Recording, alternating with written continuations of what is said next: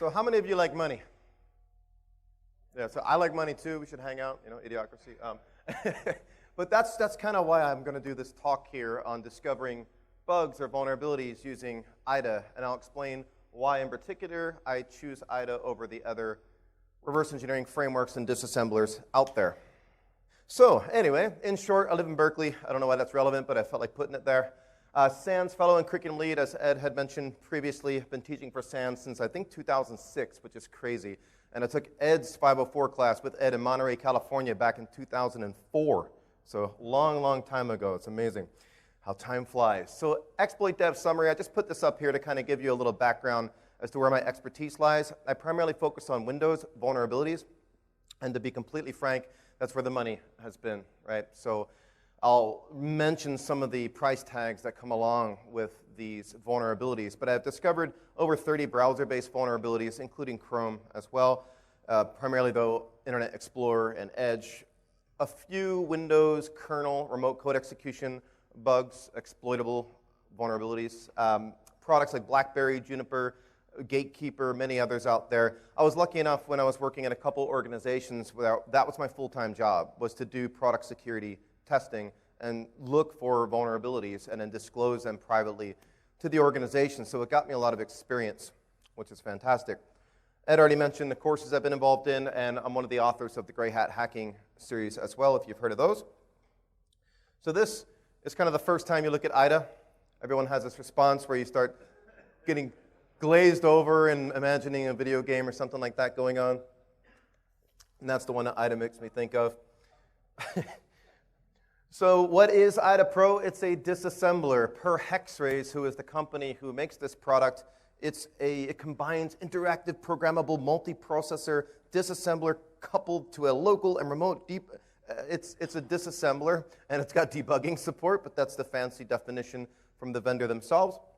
The current version is 7.4, and with IDA 7 that came out a couple years ago now, which is, again, time flies, it was a complete rewrite of the underlying API, which meant that all the plugins and scripts on IDA 6.9.5 and prior were suddenly broken, which requires people to go back and port this stuff. And some of it's possible, some of it's not possible.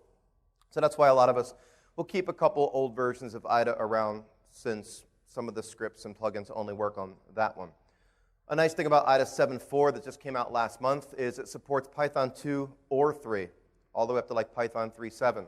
So they give you that choice, and you can easily flip the switch and go back and forth between the two.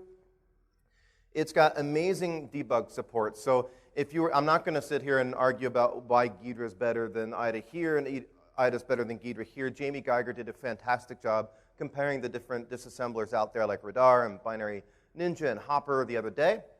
But it's really, for me, it's familiarity. I've been using it for a very, very long time.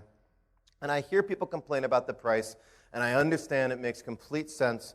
But to be fair, this is an enterprise application. This wasn't meant to be something that's open source and home users just for fun tinkering around with. They do give free versions and demo versions that you can play with, but that's not their target audience.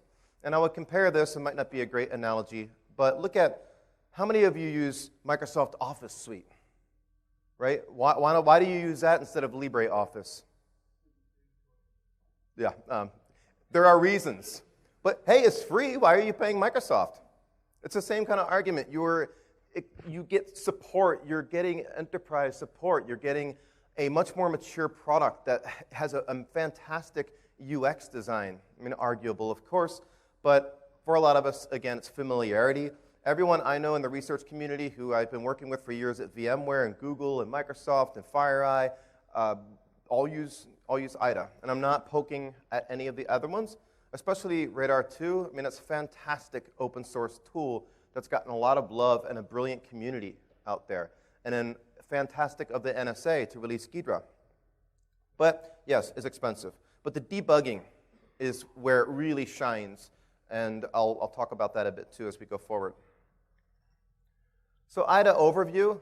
This is just a screenshot of IDA without the Donkey Kong reference here. And you've got on the left, I know the projector is kind of weird, wonky over here, but that's the functions window. And IDA has always worked well with the Microsoft Symbol Store, and Microsoft's been very generous to us over the years because, not necessarily because they want to give us debugging symbols, which is nothing more than the names of the functions that you see over there on the left, but because they have to allow developers of Windows applications to be able to debug their software. So for example, if you were to try and debug some of the DLLs with the Microsoft Office suite, you probably won't get all of them, and that's because you don't need them. So they're going to give you what you need. But what you see over there on the left at that spot is the function names window, which is extremely useful because if you don't know the name of a function, it's just going to give you a memory offset. And that makes life a lot more difficult. Now there's cool technology, and Ghidra supports this as well. It's called Flirt and Flare, which is the ability to identify patterns in statically compiled code. So we don't typically statically compile our code because it makes it unnecessarily large, and it also means that if a DLL or some module or function that you've statically compiled has a vulnerability in it at some point, well, you're going to have to go and recompile your code. And now there are versions out there that have the vulnerability compiled into it versus being dynamically linked. But this technology like Flirt and Flare can go in and identify patterns. It's almost like an IDS signature, matching traffic that's seemingly malicious. But here we're matching patterns that are unique, and hey, that's the function malloc. So we can color code that and say, don't bother reverse engineering malloc because, well, unless you're crazy, you don't need to, right? So the main window here is the disassembler pane. That is called recursive descent disassembly. Recursive descent means that IDA understands when you reach the end of a block of assembly, then there's typically a condition like jump if not 0 if we're doing a string comparison or other. How do we determine whether or not to go one route versus another? And this information is stored in things like flags registers. I'll kind of show you a quick example here if I can. So this is, I've got a couple instances of IDA running, and this one's on Windows 10 with IDA 7.4. But this guy right here, this is urlmon.dll, which is a big DLL on Windows. And that right there on the screen is one function. Looks kind of like a circulatory system of a function, right? But it's one function, and all those white squares and rectangles, those are blocks of code within that function, which you can zoom in and see the disassembled code inside of it. Well, I just want to show you a quick example. If we go over here to the imports table, and the imports are functions that are dependencies. So DLLs and object files like binaries, they have dependencies on modules that we load into memory, and then we can link the functionality from those modules. The analogy I always give in class is, if I was going to come over to your house and cook dinner, I would bring the ingredients with me, but I typically don't bring a stove and chairs and everything I could possibly need to make the meal because I assume you already have those things on your system, in your environment. So these are where the dependencies of this module are listed. So I'm quickly going to search for a function called heapalloc. Just sort this by name.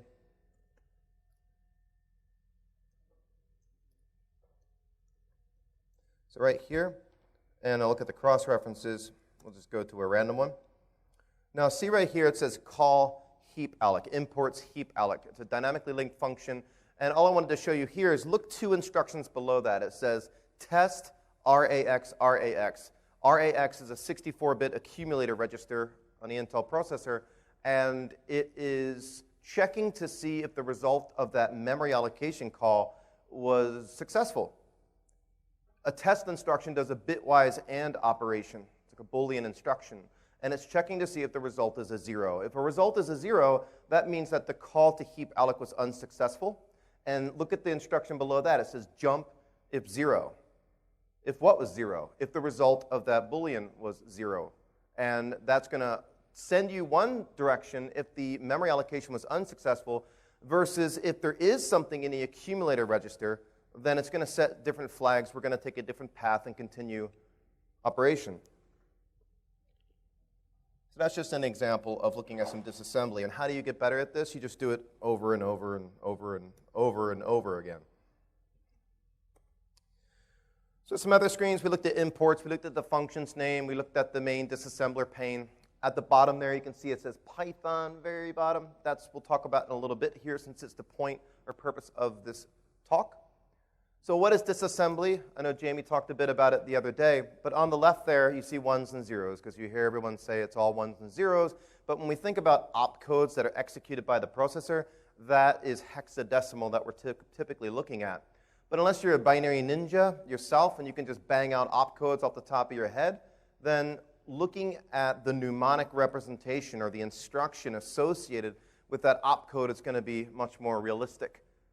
So you can see on the right, those are the instructions that those opcodes disassemble to.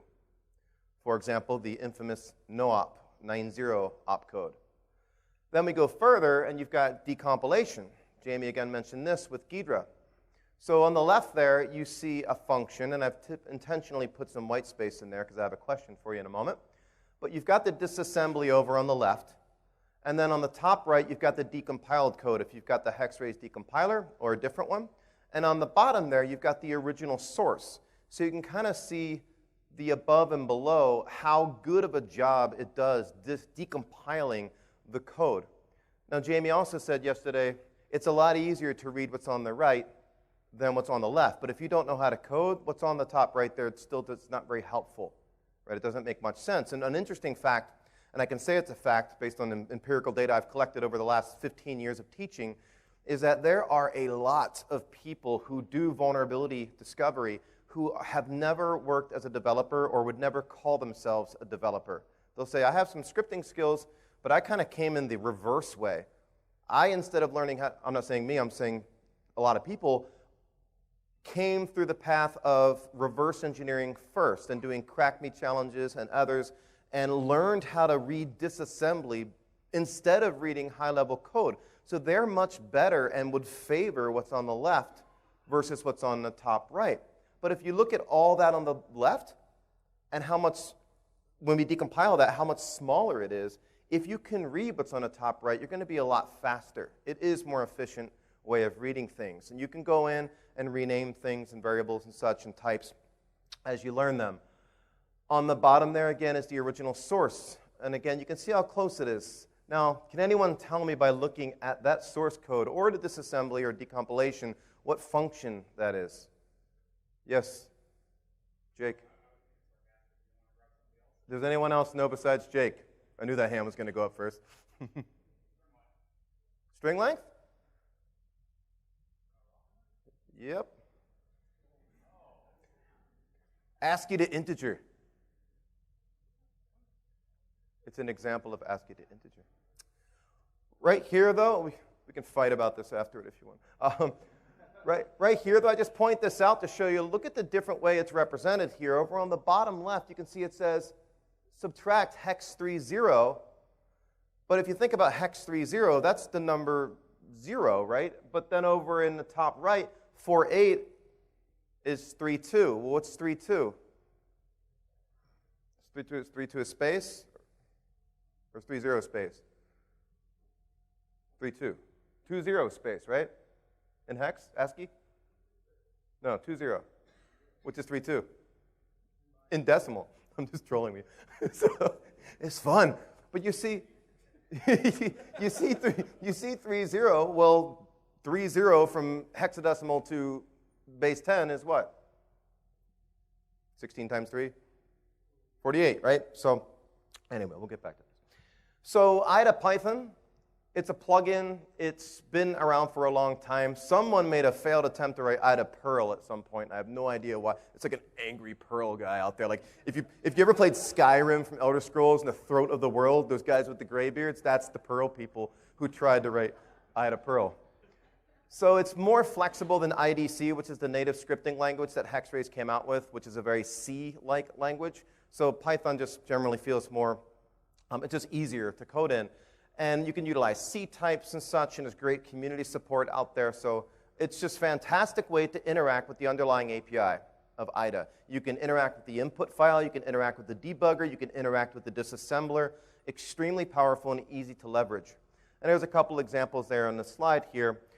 Like if we want to know when we're going through and analyzing an input file, just to give you context or an example, Say you want to write a Python script that hunts for ROP gadgets. And a ROP is, of course, return-oriented programming. And a gadget is nothing more than a small sequence of code that ends with a return or a jump or some instruction that allows us to maintain control. So to write a script like that, we'd want to look for the C3 opcode, at least as one example, which is the ret instruction, the opcode for the ret instruction. And when we find that opcode, we can iterate backwards, and we can check to see whether or not if we were to execute the opcodes above the ret, would it still interpret that C3 opcode still being as a ret, so it's a usable gadget. So we can utilize Python to identify where in the code segment are we currently. We can disassemble the code or check the bytes or whatever we want to do. We can identify what segment of memory we're in. We can walk to the next address. We can check to see what function we are a member of. We can just do pretty much anything that you could do with the mouse and the keyboard and your eyes, but with automation. So porting is something that's required. I've written over 100 Python scripts, and I still haven't ported them all. But you would have to port to IDA 7 because they renamed. I know you can't read that very well, but they pretty much, it was all one contiguous word like get mnemonic with no spaces or anything. But then they decided to lowercase everything and put an underscore between the words. Every single function they changed the name of, which is an annoying example of having to port stuff. It's very trivial, but annoying. But either way, you'd want to port it to IDA 7. It's time to move off of IDA 6. This right here is, I want to, we didn't get enough QR codes earlier. But binary diffing, my question is, can you spot the difference between the two? I'll give you a prize if you can. I'm trying to demonstrate the point, though, which is it's like finding a needle in a haystack. If you have two binaries side by side, and one's version X and one's version Y, and some code changes were made, wouldn't it be nice to have the ability to go in and identify those code changes at the block and assembly level automatically so that you can only focus in on what code has changed? And why do we care about this? Because security updates. Microsoft releases security updates.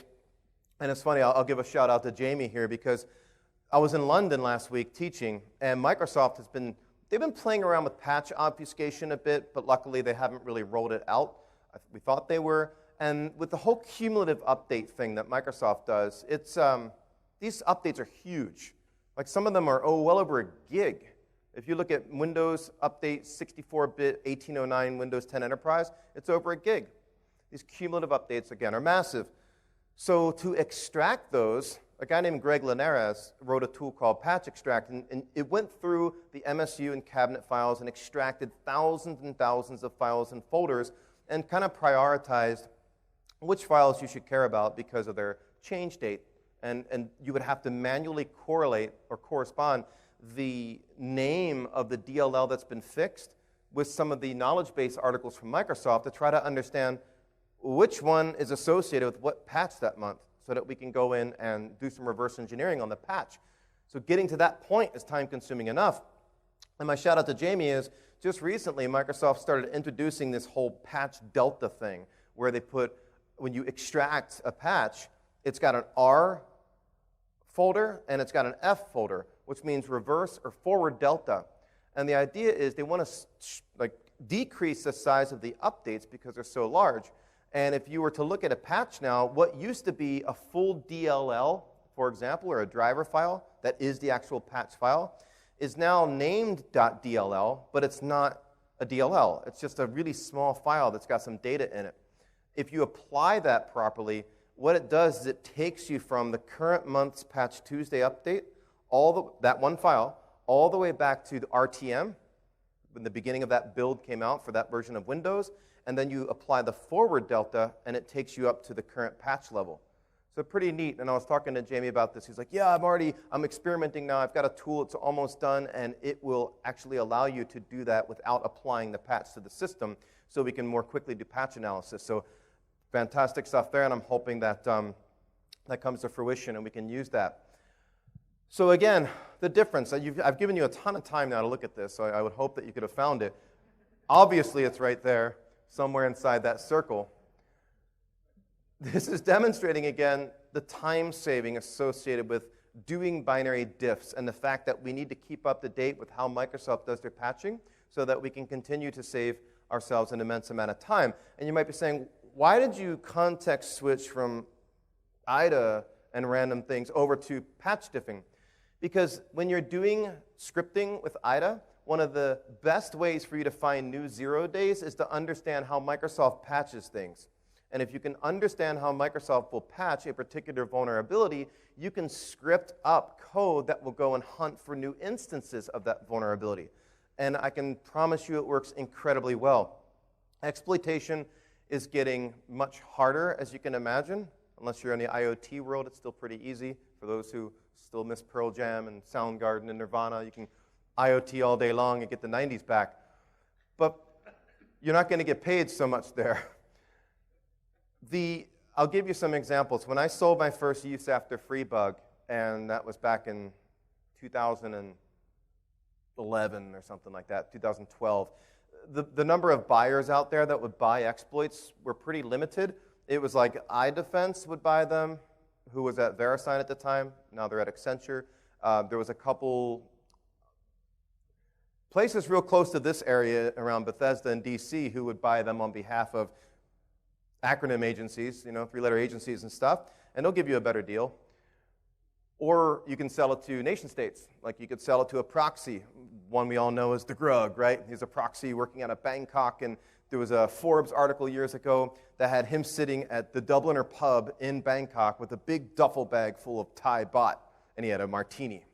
And the idea was you would discover some useful vulnerability like a kernel exploit or a browser exploit, remote code execution bug.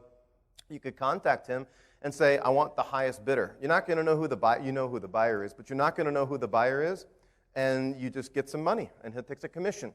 Those kind of buyers are out there as well. But when I sold my first bug back in early 2010s, I got, I think, $8,000 for it, and I was pretty excited about it. And it was a full remote code execution type confusion bug against Internet Explorer 8. And $8,000 was huge at that time. And then as time went on, you could get like $12,000, $14,000, $20,000. If you had a real good one, $30,000. And then 2014 happened. And I remember Corland Coder, who's a good friend of mine, Peter Vanickow, I think we called each other at the exact same time because we both went to voicemail. And we were very upset because I noticed some Microsoft people in here. They introduced these new controls called deferred free, memgc, and isolated heap, and it like killed our exploits. It was such a strong mitigation, it knocked out like 90% of the use after free exploits. And it took money out of our pocket, not that they cared, but they're like, you're making money in an unorthodox manner, so we don't really care. But if you were selling a dozen of these a year, you're talking up to a couple $100,000. So why I'm saying this is what happens then is the price tag goes up. Now if you can get one working, like for example in 760 I introduced a new lab where we go through, Project Zero releases a lot of triggers, a lot of bugs. If you exceed our disclosure timeline, it goes public. And one of the ones from Ivan Fratrick that went public was a type confusion bug and a use after free bug. And you could combine the two together, and the use after free bug was an ASLR bypass, a memory leak. And you could use that to build your ROP chain using relative offsets.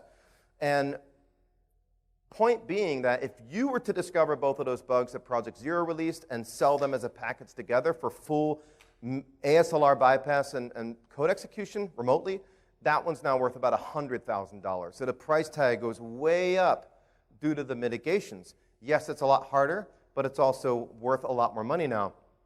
The kernel exploits, if you find a Windows 10, like 1903, 1909, 18, whatever, full remote code execution working exploit, you're talking starting price $500,000. And that's pretty much from any buyer out there. But you could easily get into the 7 figures with that, depending on your morals, on who you're going to sell them to.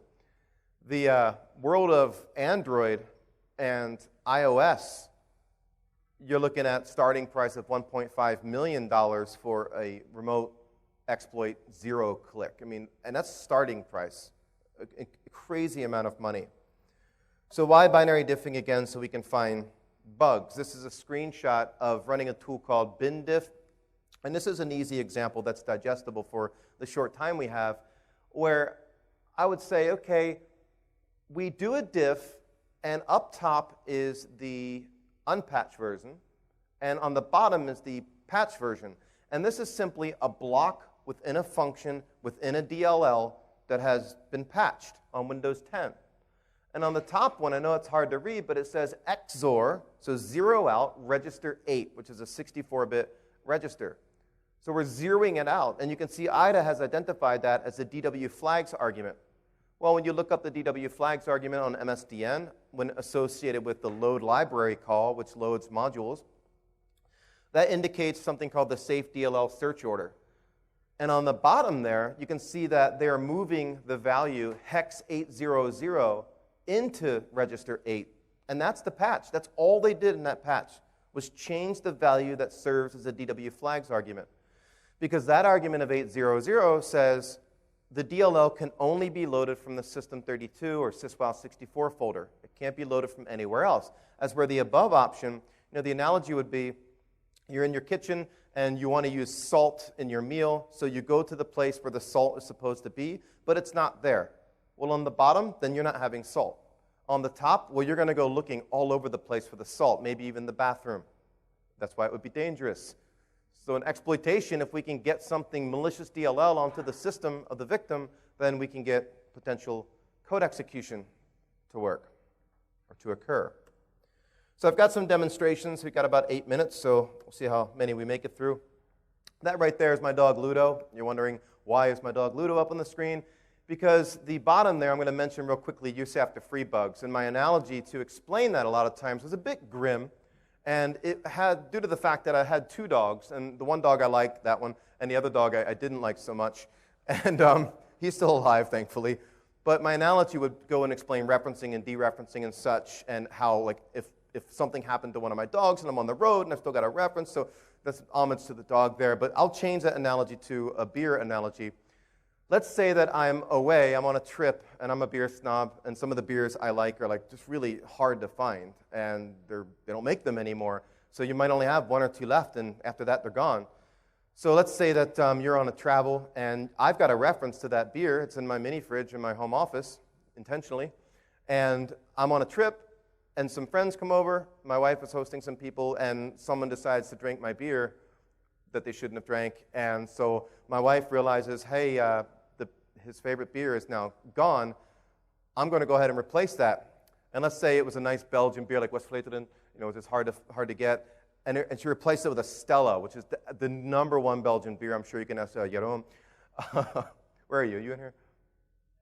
All right. It's a true statement, right? So the beer has been replaced. Now I have a reference to a beer that's not the right beer, but there is a beer there. So what's going to happen then? I'm going to be upset, right? So it's been freed prematurely because someone drank it. I go to use it. It's been replaced. It's not what I want. And what happens? I get angry. What happens in an application or a process? It gets angry and it crashes. But if somebody replaces it with something malicious, then we can potentially take over the process. So real quickly, finding deprecated functions. So let's go a little bit out of order. Since this one's up here, and this is the DLL sideload example, I'm going to go ahead and run an IDA-Python script. So let me go into this guy. And it's just called DLL sideload, and it's not going to run because I'm on the wrong OS. So that was a good example of a demo. Come on, thank you, appreciate that.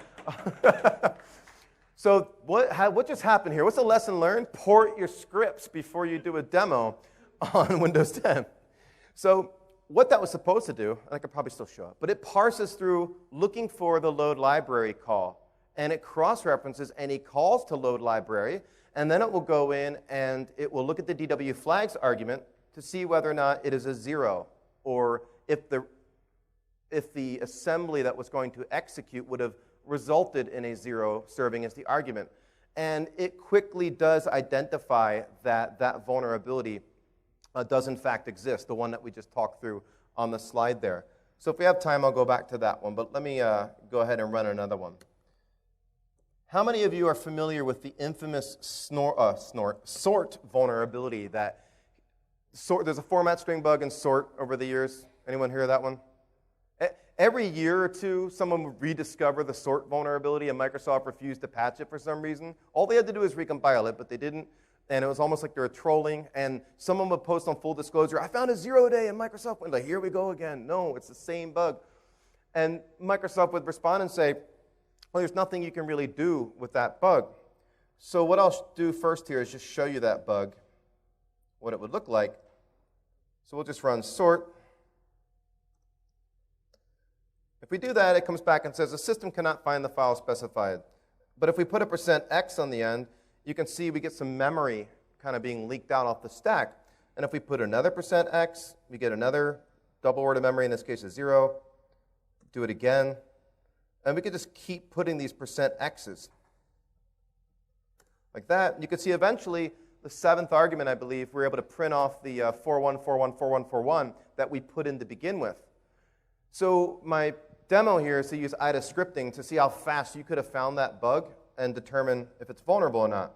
So I'll go over here to IDA where I've got the sort executable loaded right up there. And we're going to run this ban function script that we use in 760. In the ban function script, if you want to take a quick look at it, if we go out here, just like Jamie showed the other day, he rewrote kind of a small snippet of this script for Ghidra as a demo. This script I wrote maybe 5-6 years ago, and those are a bunch of deprecated functions that should never be used. Microsoft identified them. They stopped supporting the ban.h header file, but they're still really good functions to look for. And this script will go and look for the presence of those in any binary input file, and if it identifies them, it will set breakpoints on them and list them all out, so that way we can go and try to locate them and see if it's a vulnerable condition. So I'll go ahead and try to run it inside here. So we'll do Alt F7 to bring up the script window, and we'll say ban functions. This one thankfully did work because I ported it. You can see that fprintf is used, and fprintf, the printf family of functions is problematic if you exclude a format specifier, which allows a developer to specify how they want data to be printed to the screen or written to the file or elsewhere. And in this case, you can see there's several calls to it. And if we click on one of them randomly, it takes us to the call location. So you can see right there, call fprintf. You can see a format specifier right there, the %s. So that wouldn't be a vulnerable condition that's causing this problem. Click on the top one here. You can see that there is no % format specifier above it. And you can see it's going to IOB, and looks like it's associated with some kind of an error message. So if we go ahead, and now that the breakpoint's set because the script set them, we can go into our arguments up here.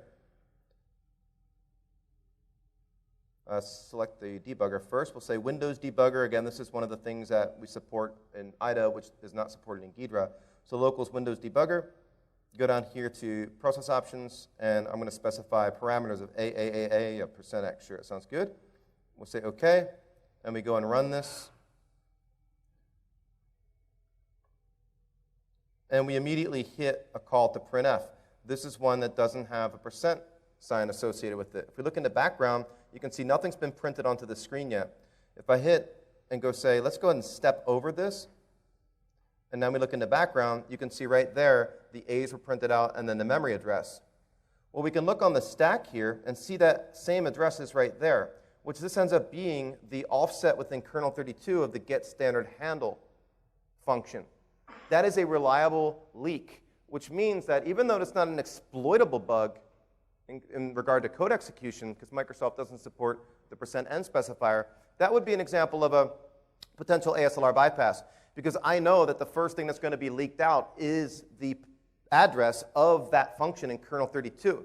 So if I can identify the relative offset of that function within the kernel 32 DLL, and we reboot the system, the DLLs are randomized, they rebase, we can leak that out, and now we know where the DLLs were rebased to, and we'd be able to bypass ASLR that way. So I thought, maybe it's a bit careless to leave that thing around so long. In the 64-bit version of recent Windows 10, they recompiled it, and it got rid of that bug. But if you look at Windows 3.1, all the way up through Windows 10 32-bit, it's still there. Oh, wow, we have run out of time quickly. Let me see if I can show one last thing, though, before we wrap up here. So let's take a look at one other example that I think is interesting. This is Windows 7 here, and we've got Sophos antivirus loaded up. And I've talked about this in class before when I teach, but this one we can attach to the running Sophos antivirus process. If it's up, and you can see Sophos is running down there at the bottom, and we run the ban function script, and the ban function script identifies a ton of bad functions like stir copy. We've all heard of that one inside an antivirus engine. Look at all the calls to stir copy up here. And that's not stir copy with an N. So we double click on this guy, and you can see exactly where it's called. So now that we've got that set up, we could say, okay, well, let's go ahead and attach to the antivirus process, if we can find it here. We're looking for salv main, Sophos antivirus main engine. And if we find it, if not, that means we'd have to connect as, start this up as administrator. Anybody see salv main in here? S-A-V-M-A-I-N?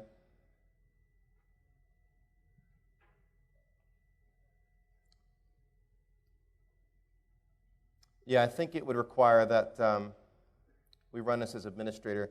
I can do that real quickly, and then we'll go ahead and wrap this up so I don't eat up any more time. But Ed said we did skip 5 minutes from the afternoon break, so. Right, Ed? Yeah, exactly. So let's go ahead and start up IDA one more time here as admin this time. So we say load IDA as admin. Come on and start up. UAC. Oh, that's the installer.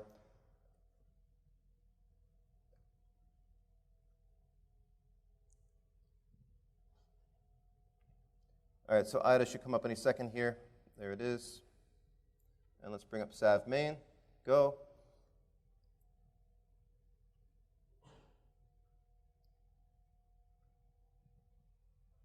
And we'll run that script again, the ban function script. And all the breakpoints should be set. Let me just double check.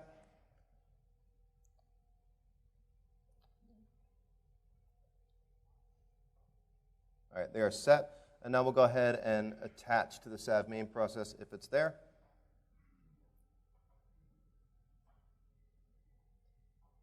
Anybody see it this time?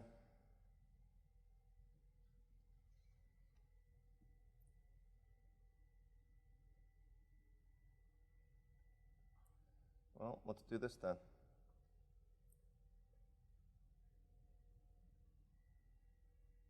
Sophos knows it's being put on a spot here. It's not very happy because he just got acquired. It's like, come on, don't mess with us here.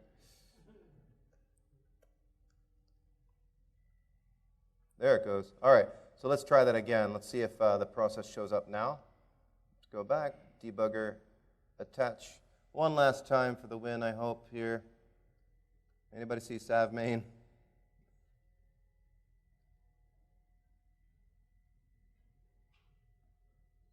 Do you see it?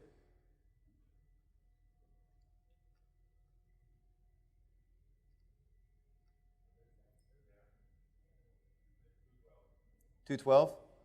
PID 212? 2212. Thank you, sir. There. No, that's salv admin service. It tricks me. All right. Well, I can't eat up any more time because we do have another talk coming up here. So I apologize for not being able to attach to the process. What was supposed to happen, though, was we would reach the breakpoint here, and just like we did with the sort example, and you would see that load library. So the DLLs that are loaded by the process use stir copy as far as the names are concerned. So it's a buffer overflow opportunity inside the antivirus engine that they never bothered fixing. So that would be the end. I'm happy to talk about this stuff afterward or at the FBI place and such. So I would say questions, but I don't think we have time unless Ed says we do. But thank you for your time. I appreciate it.